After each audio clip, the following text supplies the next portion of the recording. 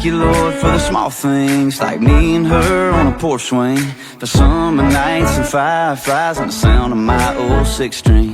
Blessings on blessings on blessings on blessings. If I still got breath in these lungs, then that's all I need to get down on my knees and be thankful for all that he's done. For my mama, for my friends, for your love that never ends, for the songs that make us dance on this old dirt floor. For my babies, for my girl, for the way they changed my world. And waking up today, yeah, I just gotta say thank you, Lord. Yeah, I just wanna say thank you, Lord.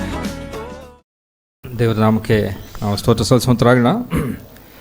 ಒಂದು ವಿಶೇಷವಾದಂಥ ಒಂದು ಸಂದರ್ಭಕ್ಕೆ ನಾವು ಬಂದಿದ್ದೇವೆ. Wilson ಮತ್ತು ವೀಣಾ ಮತ್ತು ಮಗು ಮುಂದೆ ಬರಬೇಕಾಗಿ ಕೇಳಿಕೊಳ್ತಾನೆ.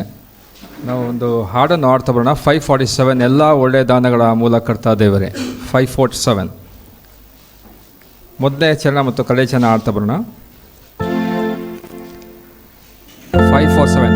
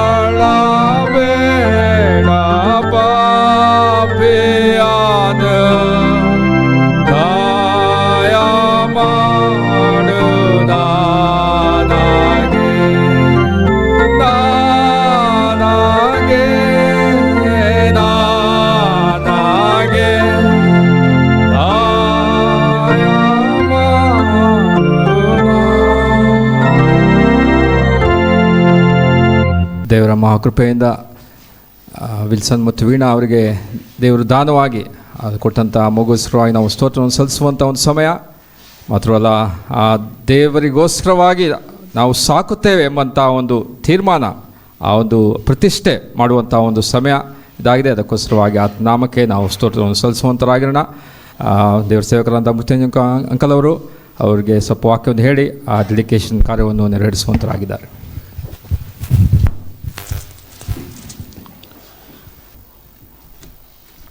ಇದೊಂದು ಗಂಭೀರವಾದಂತಹ ಸಮಯ.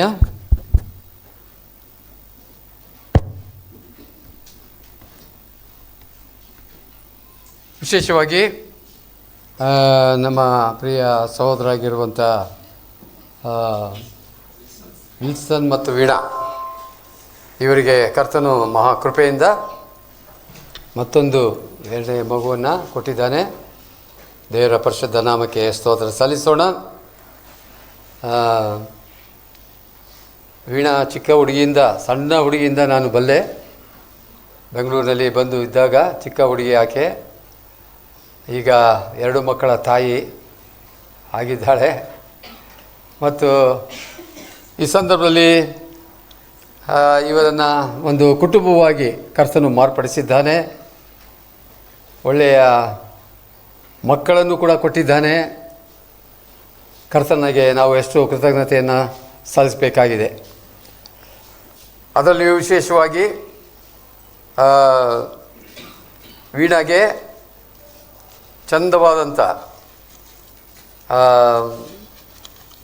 2 ಮಕ್ಕಳನ್ನು ಕೊಟ್ಟಿದ್ದಾನೆ. ಮತ್ತು ದೇವರ ವಾಕ್ಯ ಹೇಳ್ತಾ ಬರ್ತದೆ. ಏನಂದರೆ ಒಂದು ವಾಕ್ಯ ಭಾಗ ನಾನು ಓದಲಿಕ್ಕೆ ಇಷ್ಟಪಡ್ತೇನೆ. ಅದನ್ನು ನಾನು ಸಮ್ಮೇಳನ ಪುಸ್ತಕದಲ್ಲಿ ನಾವು ಓದ್ತೇವೆ. ಸಮ್ಮೇಳನ ಪುಸ್ತಕ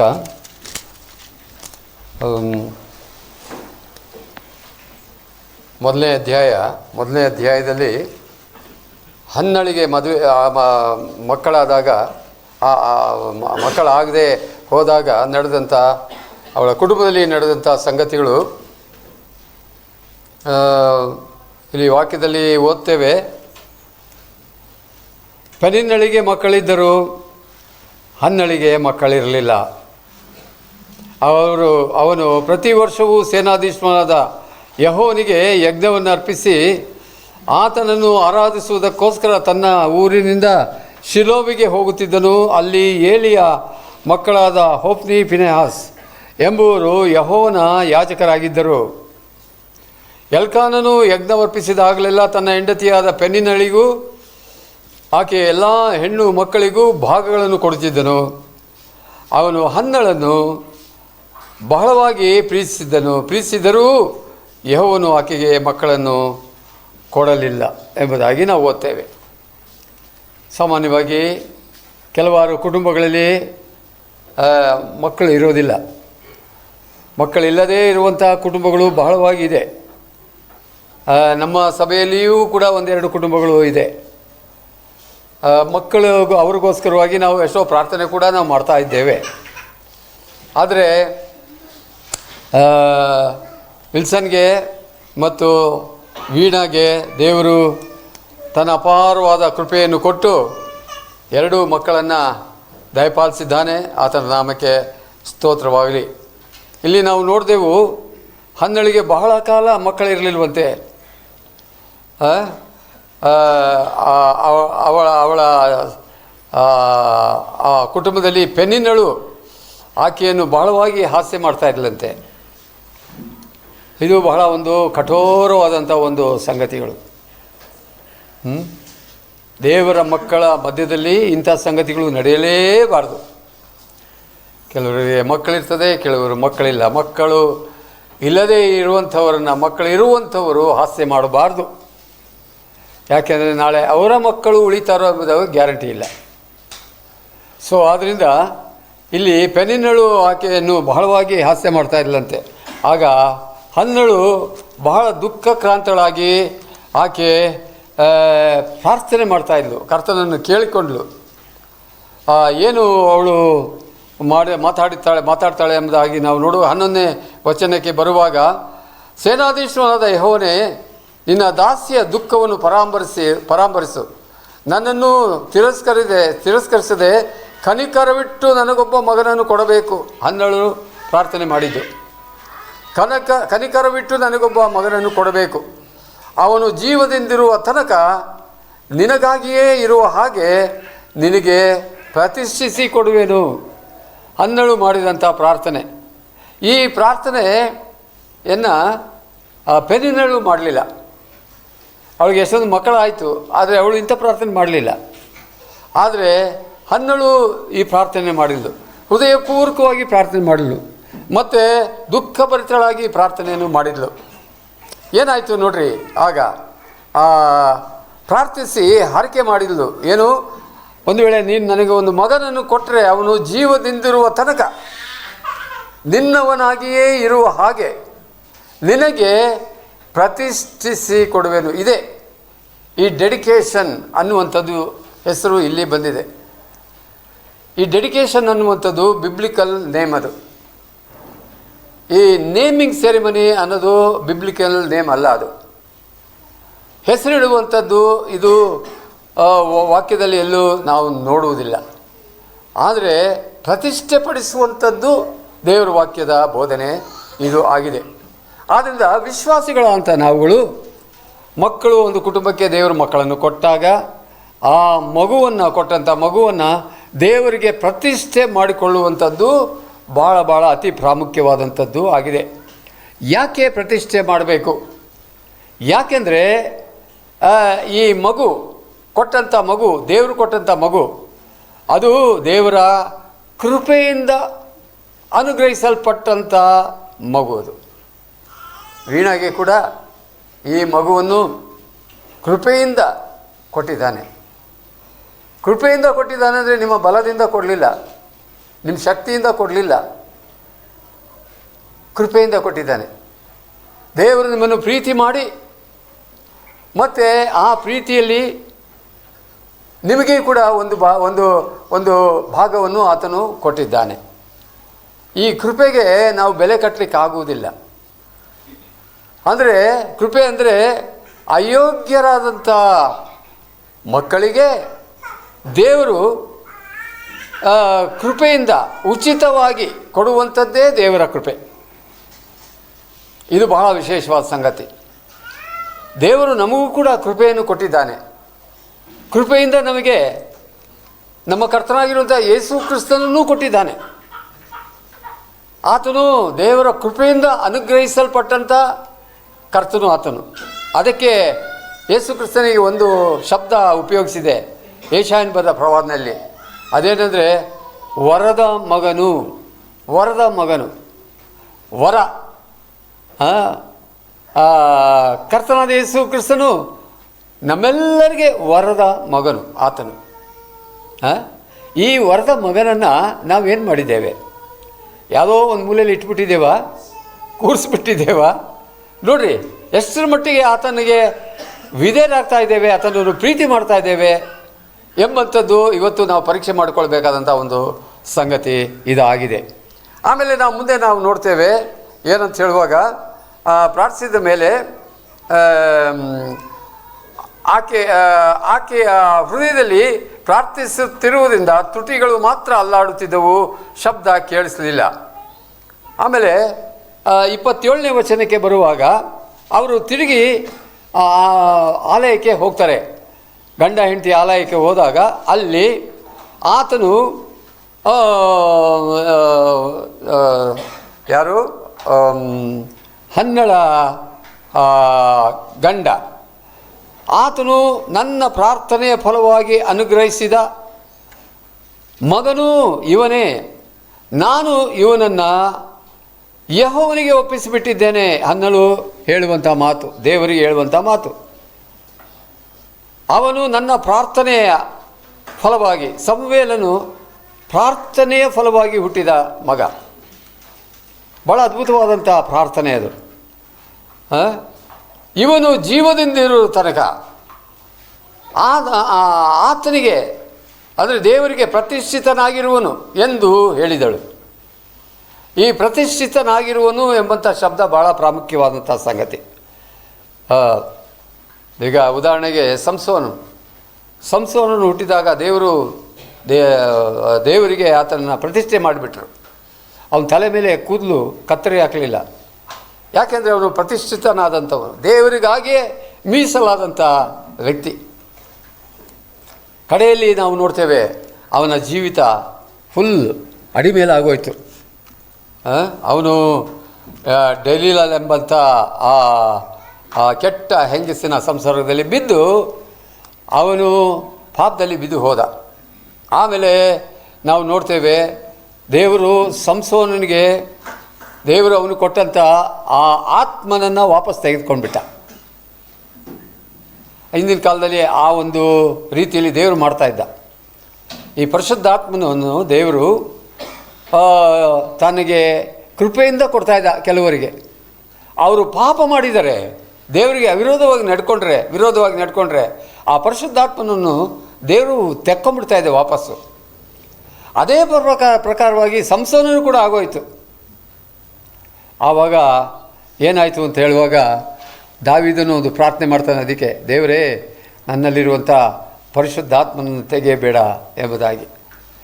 ಇವತ್ತು ಆ ಪರಿಶುದ್ಧಾತ್ಮನು ಕ್ರಿಸ್ತನನ್ನು ಹೃದಯಪೂರ್ವಕವಾಗಿ ನಂಬಿದಾಗ ಪರಿಶುದ್ಧಾತ್ಮನು ಬರ್ತಾನೆ. ಬಂದ ಮೇಲೆ ದೇವರು ಪರಿಶುದ್ಧಾತ್ಮನ ವಾಪಸ್ ತಗೊಳ್ಳೋದಿಲ್ಲ. ಇಲ್ಲ, ಆ ಪರಿಶುದ್ಧಾತ್ಮನು ನಮ್ಮೊಳಗೆ ಇರ್ತಾನೆ.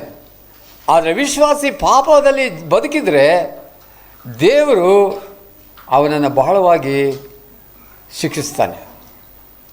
ಇಲ್ಲಿ ಯಾವ ವಿಧವಾದಂಥ ಸಂದೇಹ ಇಲ್ಲ. ಇಲ್ಲಿ ಈಗ ಹನ್ನಳ ವಿಷಯಕ್ಕೆ ಬರುವಾಗ, ಹನ್ನಳ ಜೀವಿತದಲ್ಲಿ ನಾವು ನೋಡ್ರಿ, ದೇವರು ತನ್ನ ಕೃಪೆಯಿಂದ ಹನ್ನಳಿಗೆ ಒಬ್ಬ ಮಗನನ್ನು ಕೊಟ್ಟು ಬಿಟ್ಟನು. ಈ ಹನ್ನಳು ಇವನು ಜೀವದಿಂದಿರುವ ತನಕ ಆತನಿಗೆ ಅಂದರೆ ಯೆಹೋವನಿಗೆ ಪ್ರತಿಷ್ಠಿತನಾಗಿರುವನು ಎಂದು ಹೇಳಿದಳು ಎಂಬುದಾಗಿ ನಾವು ನೋಡ್ತೇವೆ. ಇವತ್ತು ಅದೇ ಕಾರ್ಯ ಈ ಸ್ಥಳದಲ್ಲಿ ಇವತ್ತು ನಡೀತಾ ಇದೆ.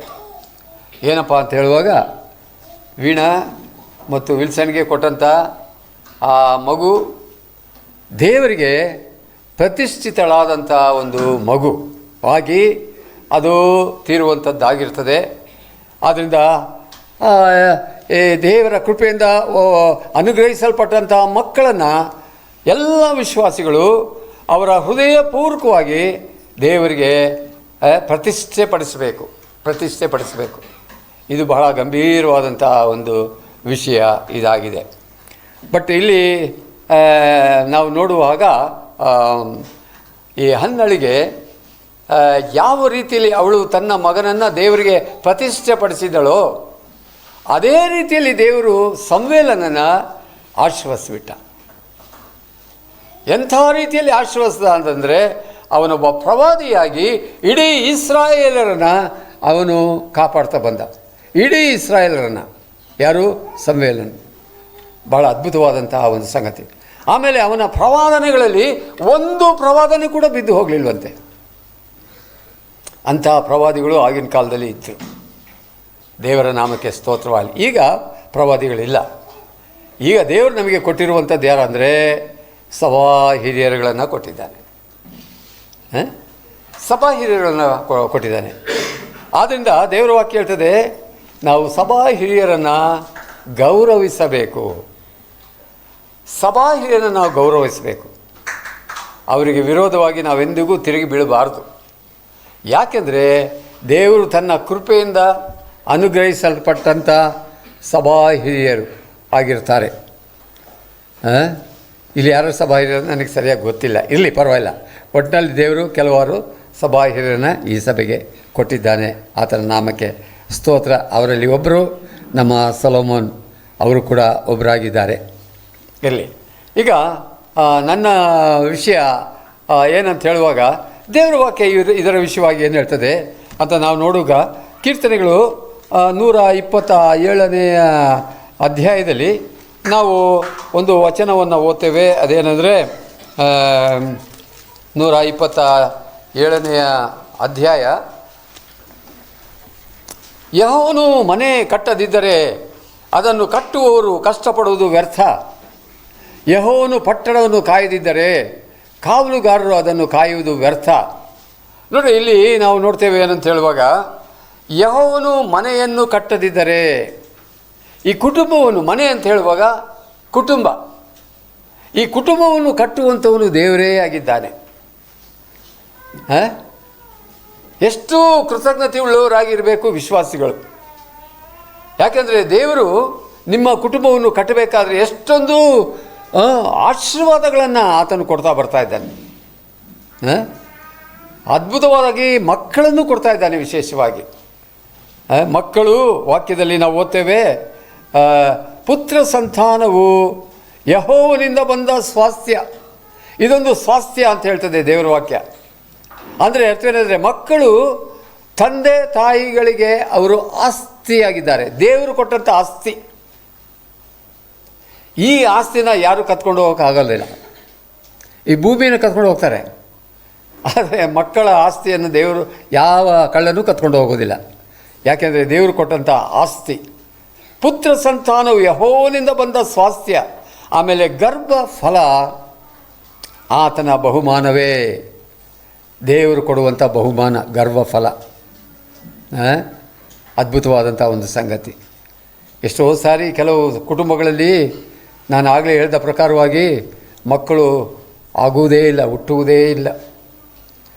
ಕೆಲವು ಕುಟುಂಬಗಳನ್ನು ನಾನು ನೋಡಿದ್ದೇನೆ. ಅವರು, ಬ್ರದರ್ ದಯಮಾಡಿ ನಮಗೆ ಒಬ್ಬ ಮಗ ಬೇಕು, ಅವನಿಗಾಗಿ ಪ್ರಾರ್ಥನೆ ಮಾಡಿರಿ, ಆ ಮಗುವಾಗಿ ಪ್ರಾರ್ಥನೆ ಮಾಡಿರಿ ಅಂತ ಕೂಡ ಹೇಳೋದಿಲ್ಲ.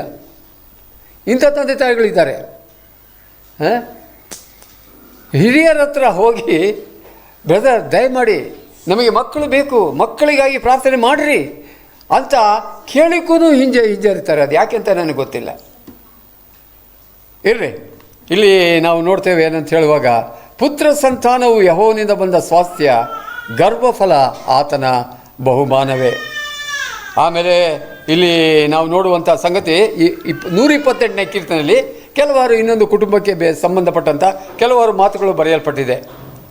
ಯೆಹೋವನಲ್ಲಿ ಭಯಭಕ್ತಿ ಉಳ್ಳವನಾಗಿ ಆತನ ಮಾರ್ಗದಲ್ಲಿ ನಡೆಯುವವನು ಧನ್ಯನು.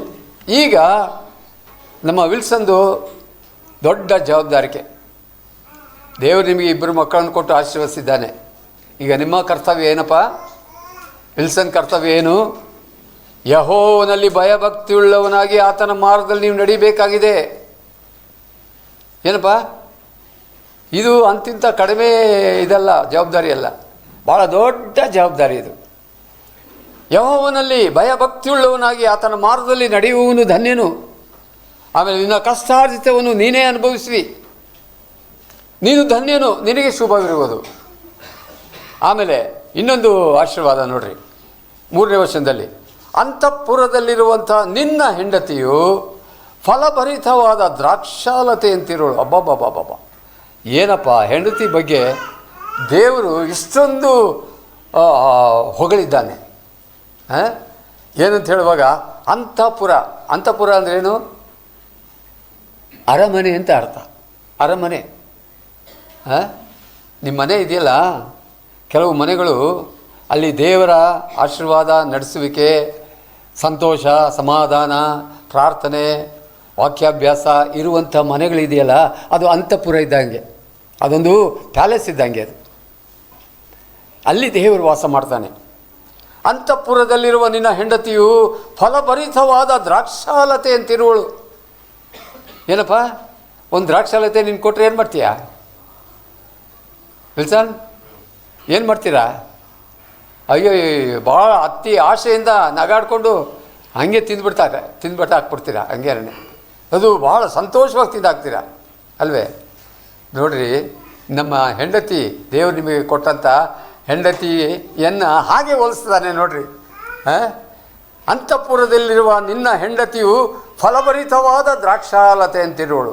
ಅಂದರೆ ಅರ್ಥ ಏನಂದರೆ, ಆ ಮಗುವಿನ ಹಿಂದೆ ಮತ್ತು ಇನ್ನೂ ಫಲಗಳನ್ನು ಕೊಡ್ತಾ ಹೋಗ್ತಾನೆ ದೇವರು, ಇನ್ನೂ ಮಕ್ಕಳನ್ನು ಕೊಡ್ತಾ ಹೋಗ್ತಾನೆ.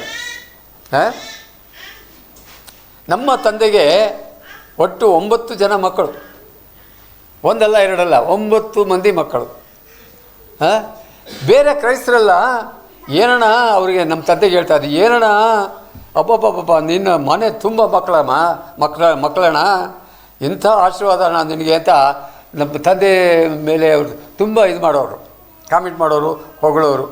ಯಾಕೆಂದರೆ ನಮ್ಮ ಮನೆ ತುಂಬ ಹೋಗಿತ್ತು, ಬಡ ಮನೆ ಅದು.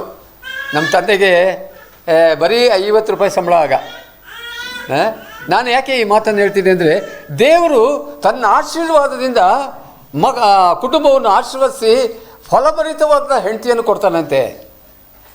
ಫಲಭರಿತವಾದಂಥ ಹೆಂಡತಿ, ಅವಳು ದ್ರಾಕ್ಷಾಲತೆ ಅಂತಿರುವಳು.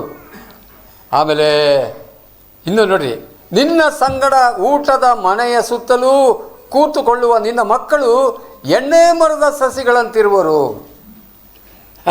ಮಾವಿನ ಮರ ಅಲ್ಲ, ತೆಂಗಿನ ಮರ ಅಲ್ಲ, ಎಣ್ಣೆ ಮರದ ಸಸಿಗಳಂತಿರು.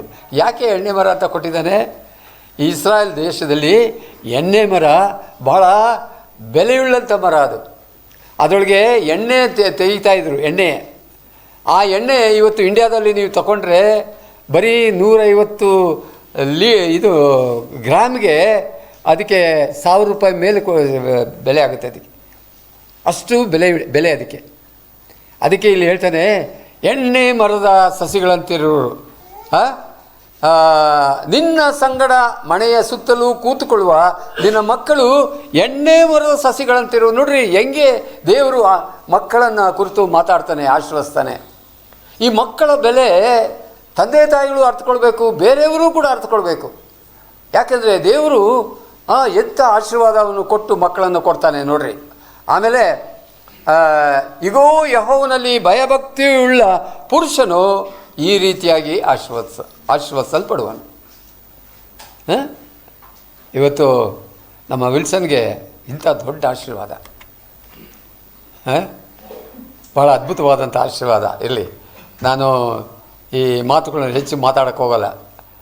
ಈ ಕುಟುಂಬದ ವಿಷಯವಾಗಿ ಮಾತಾಡ್ತಾ ಹೋದರೆ ನಾನು ತುಂಬ ಇಷ್ಟಪಟ್ಟು ಅದನ್ನು ಕೇಳ್ತೇನೆ ಬೇರೆಯವರು ಮಾತಾಡುವಾಗ. ಇರಲಿ, ಒಂದು ಕುಟುಂಬನ ದೇವರು ಅಷ್ಟರ ಮಟ್ಟಿಗೆ ಪ್ರೀತಿ ಮಾಡ್ತಾನೆ, ಅಷ್ಟರ ಮಟ್ಟಿಗೆ ಆಶೀರ್ವದಿಸ್ತಾನೆ, ಅದನ್ನು ಬೆಳೆಸ್ತಾ ಹೋಗ್ತಾನೆ. ಇರಲಿ, ಈಗ ಈ ವಿಲ್ಸನ್ಗೆ ಮತ್ತು ವೀಣಾಗೆ ದೇವರು ಈ ಮಗುವನ್ನು ವರವಾಗಿ ಕೊಟ್ಟಿದ್ದಾನೆ. ಮತ್ತು ದೇವರು ಕೊಟ್ಟಂಥ ಈ ಮಗುವನ್ನು ನೀವು ಹೃದಯಪೂರ್ವಕವಾಗಿ ದೇವರಿಗೆ ಅರ್ಪಿಸಬೇಕಾಗಿದೆ. ಆ ಮಗುನ ನೀವು ಮುಂದೆ ಕರ್ಕೊಂಬಂದರೆ ಒಳ್ಳೆಯದು ಅಂತ ಅನಿಸ್ತದೆ ನನಗೆ. ಬನ್ನಿ.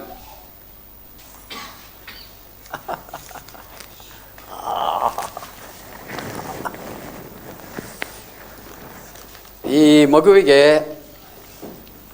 ತಂದೆ ತಾಯಿಗಳು ಇಬ್ಬರು ಎವ್ಲಿನ್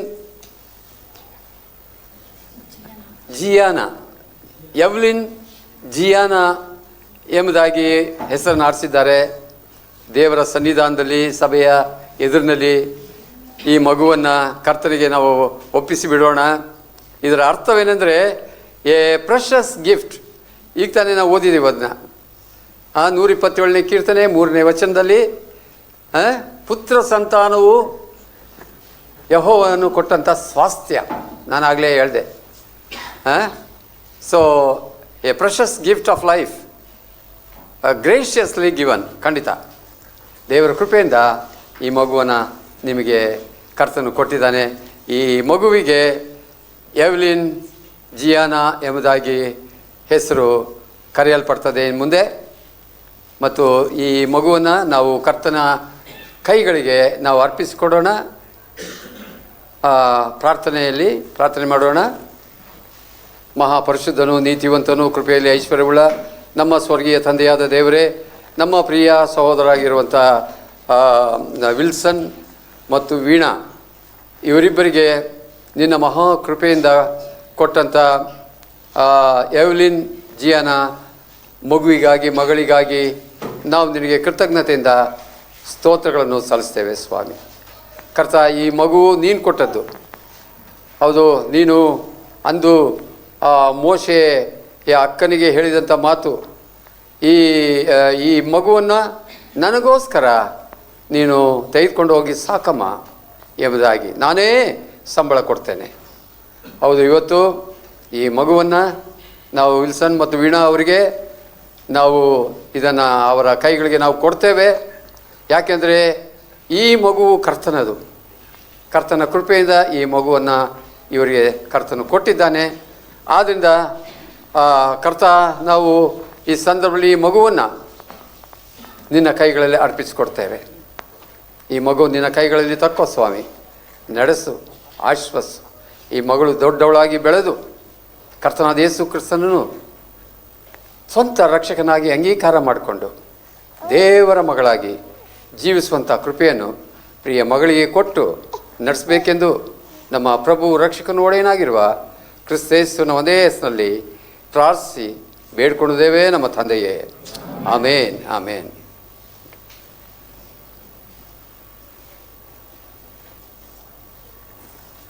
ಸೊ ದೇವರ ಅನುಗ್ರಹದಿಂದ ಕೊಡಲ್ಪಟ್ಟಂಥ ಈ ಮಗುವಿಗಾಗಿ ನಮ್ಮ ಪ್ರಿಯ ವಿಲ್ಸನ್ ಮತ್ತು ವೀಣಾಗೆ ಈಗ ನಾನು ಒಂದು ಪ್ರಶ್ನೆ ಮಾಡಬೇಕಾಗಿದೆ. ಭಾಳ ಸೀರಿಯಸ್ ಪ್ರಶ್ನೆ. ಅದೇನೆಂದರೆ, ದೇವರು ಕೃಪೆಯಿಂದ ಕೊಟ್ಟಂಥ ಈ ಮಗುವನ್ನು, ಎವ್ಲಿನ್ ಜಿಯಾನಾ ಈ ಮಗಳನ್ನು ನೀವೇನು ಮಾಡ್ತೀರಿ?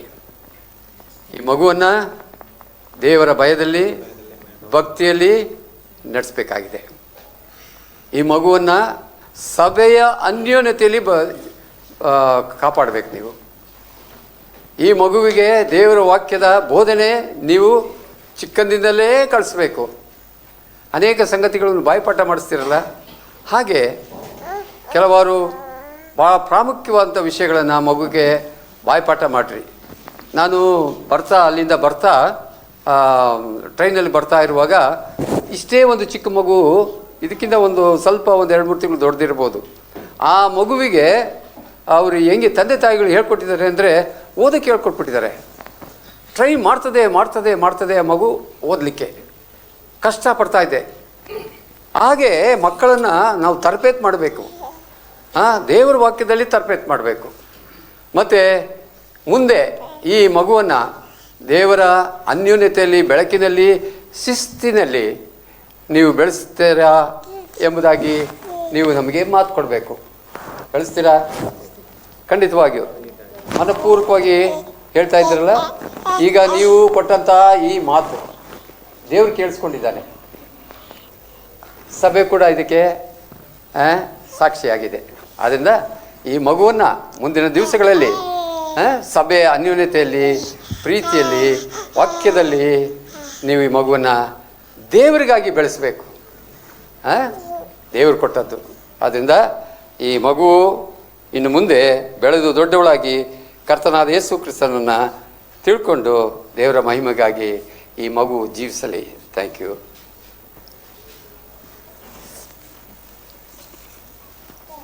ಓಕೆ, ಚರಣ ಆಡ್ತೀರಾ ಒಂದು?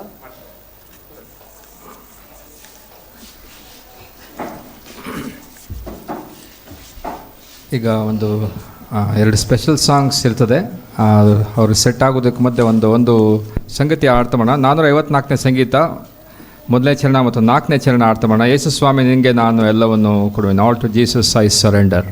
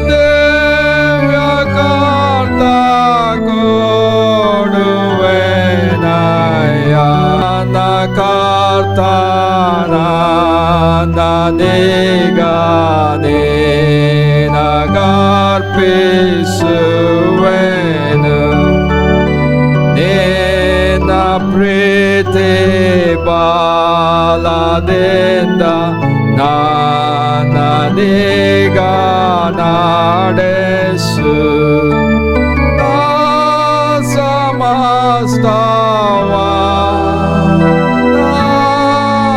ಸಮಸ್ತವ ನಿನಗೆ ದಿವ್ಯ ಕರ್ತ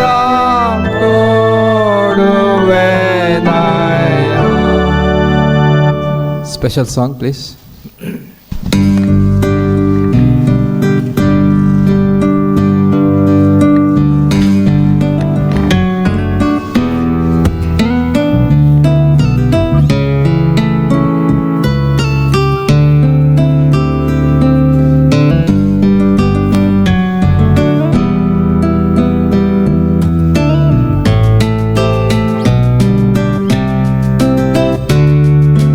The splendor of the King.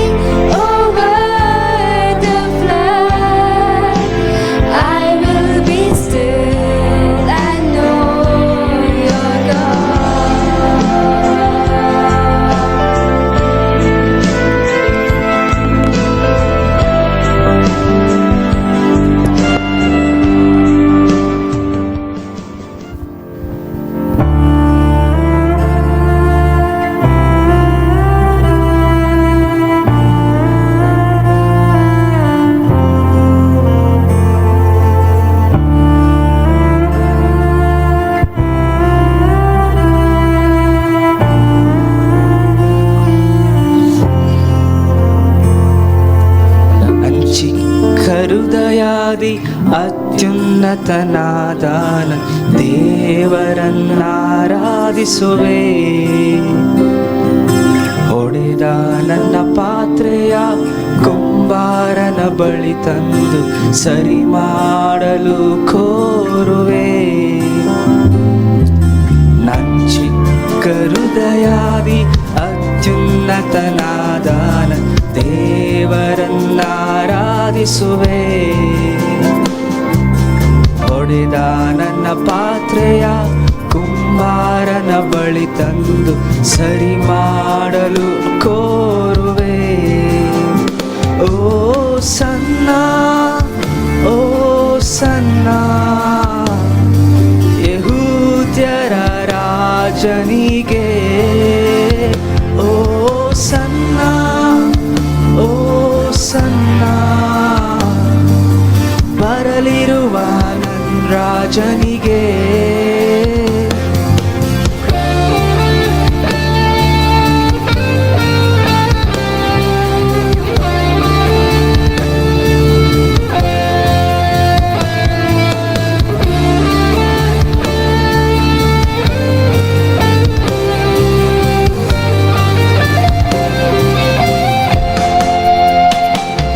ಮಣ್ಣಿನಿಂದ ತೆಗೆಯಲ್ಪಟ್ಟೆನು, ಮರಳಿ ಮಣ್ಣಿಗೆ ನಾ ಸೇರುವೆ. ಮಣ್ಣಿನಿಂದ ತೆಗೆಯಲ್ಪಟ್ಟೆನು, ಮರಳಿ ಮಣ್ಣಿಗೆ ನಾ ಸೇರುವೆ. ಮಣ್ಣಾದ ನನ್ನ ಮಹಿಮೆಯಾಗಿಸಲು ನಿನ್ ಮಹಿಮೆ ತ್ಯಜಿಸಿದೆ. ಮಣ್ಣಾದ ನನ್ನ ಮಹಿಮೆಯಾಗಿಸಲು ನಿನ್ ಮಹಿಮೆಯ ತ್ಯಜಿಸಿದೆ. ಓ ಸನ್ನ, ಓ ಸನ್ನ, ಯೆಹೂದ್ಯರ ರಾಜನಿಗೆ. ಓ ಸನ್ನ, ಓ ಸನ್ನ, ಬರಲಿರುವ ನನ್ನ ರಾಜನಿಗೆ. ಸನ್ನ, ಓ ಸನ್ನ, ಯೆಹೂದ್ಯರ ರಾಜನಿಗೆ. ಓ ಸನ್ನ, ಓ ಸನ್ನ, ಬರಲಿರುವ ನನ್ನ ರಾಜನಿಗೆ. ಓ ಓ ಓ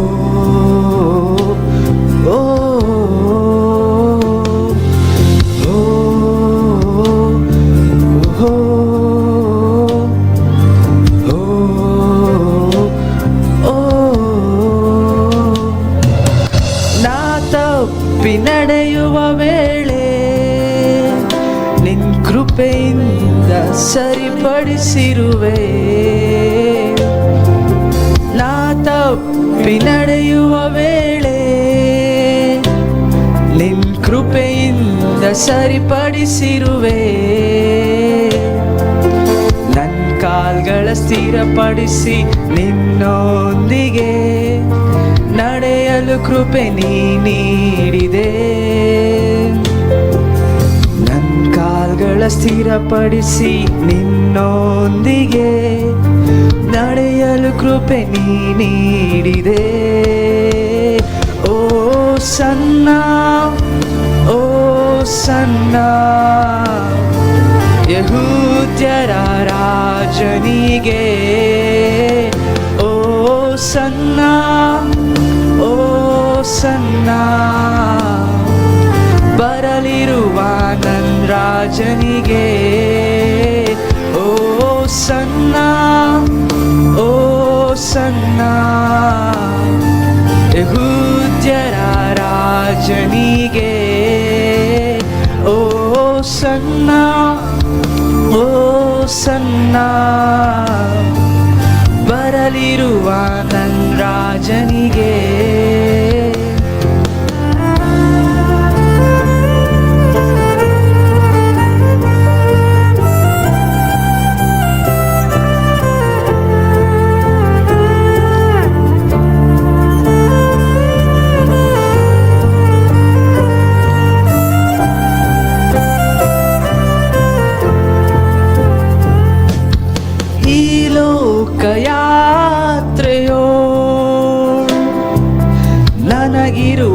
ಬಯಕೆಯೆಲ್ಲ ಈ ಲೋಕಯಾತ್ರೆಯೋಳ್ ನನಗಿರುವ ಬಯಕೆಯೆಲ್ಲ ಕೊನೆಯುಸಿರು ಇರುವವರೆಗೂ ನಿನ್ನ ನಾಮವ ಸಾರುವುದೊಂದೇ. ನನ್ ಕೊನೆಯುಸಿರು ಇರುವವರೆಗೂ ನಿನ್ನ ನಾಮವ ಸಾರುವುದೊಂದೇ.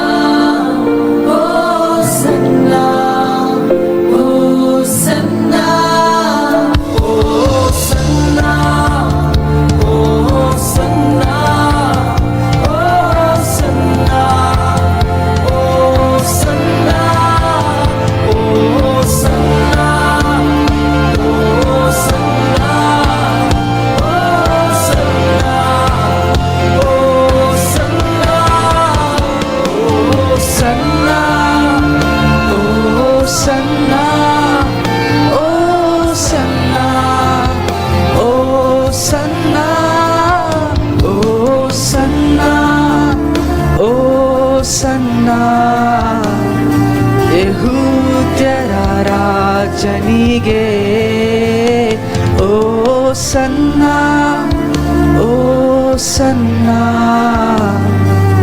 ಬರಲಿರುವ ನನ್ ರಾಜನಿಗೆ ಓ ಸನ್ನ, ಓ ಸನ್ನ. ಯೆಹೂದ್ಯರ ರಾಜನಿಗೆ ಓ ಸನ್ನ, ಓ ಸನ್ನ. ಬರಲಿರುವ ನನ್ನ ರಾಜನಿಗೆ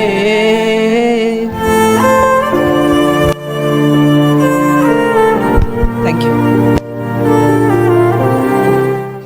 ಹಾಡಿದಂಥ ಎಲ್ಲ ಪ್ರೇಯರಿಗೆ ನಾವು ವಂದನೆಯನ್ನು ತಿಳಿಸುವಂತವನಾಗಿದ್ದೇನೆ. ಈ ಸಮಯದಲ್ಲಿ ಫೈನಲಿ ಸ್ಲೈಡ್ ಶೋ ಉಂಟು. ಎವೆಲಿನ್ ಜಿಯಾನ ಕುರಿತಾದಂಥ ಒಂದು slide show.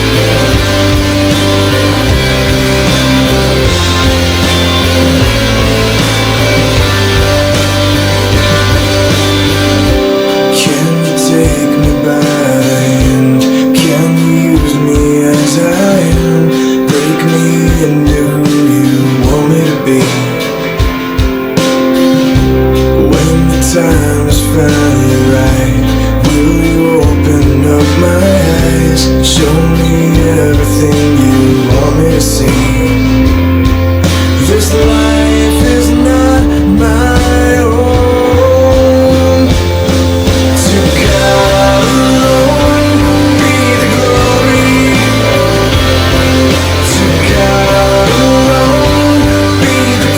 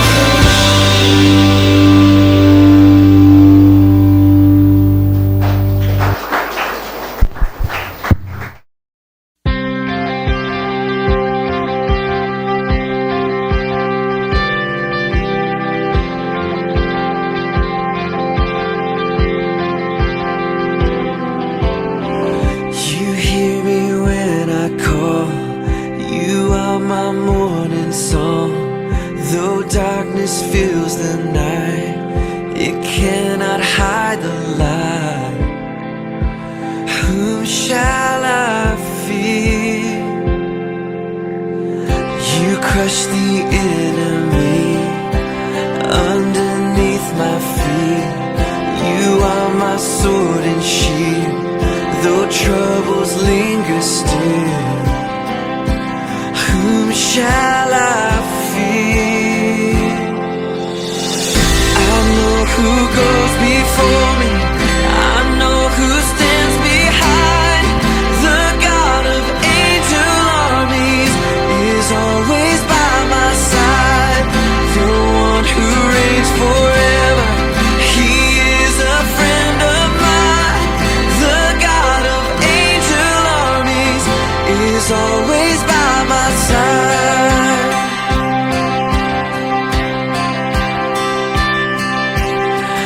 My strength is in your name, for you alone can save.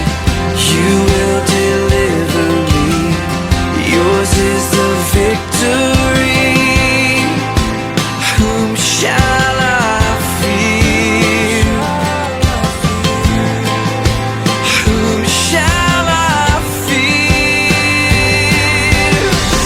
I know who goes before me, I know who stands behind. The God of angel armies is always by my side. The one who reigns forever, he is a friend of mine. The God of angel armies is always by my side. And nothing formed against me shall stand. You hold the whole world in your hands.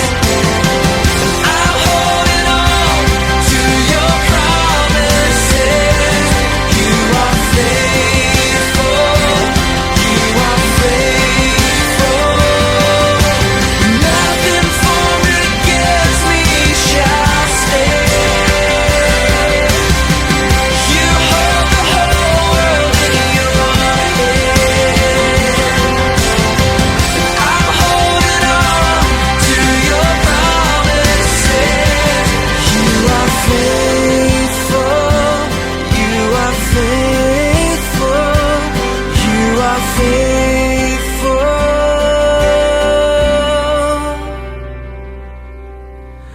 I know who goes before me, I know who stands behind.